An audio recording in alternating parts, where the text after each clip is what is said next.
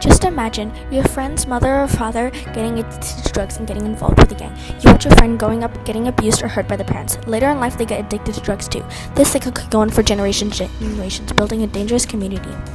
My research question is, how do drug gangs in the Maori community influence the younger and vulnerable generations of youth?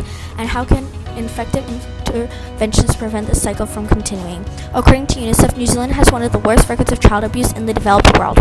This cycle usually starts with the parent. They could go through a tough time, for example, divorce, death, traumatic accident. This could also stem from the parent's childhood or family trauma.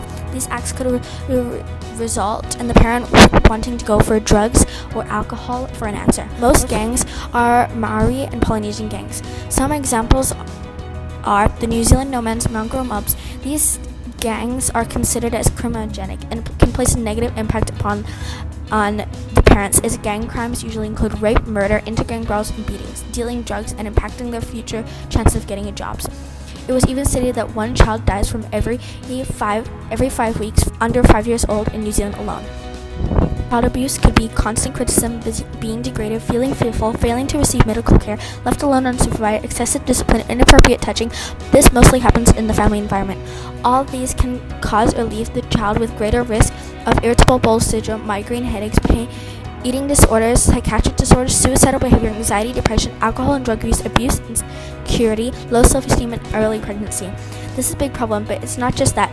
In June 2016, 13,548 abuse was reported, and according to Brainwave, every year Orang Tamaki receives more than 150,000 reports of concern relating to children.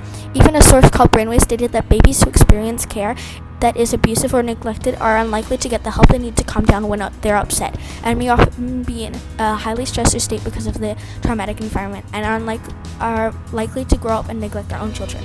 Now you may be wondering, how do we help? We should not only care about the child but also the adult. We should give the adult chance to join a rehabilitation program. A rehabilitation in Hawke's Bay helped Twickies connect back to their culture and give them jobs. People in the program even say they feel more in touch with life, the opportunity to reconnect and become better humans for themselves and their children. We also need to help the child with therapy, financial support, and opportunities necessary. This will help both situations and prevent this tragic cycle from continuing. Thank you for listening.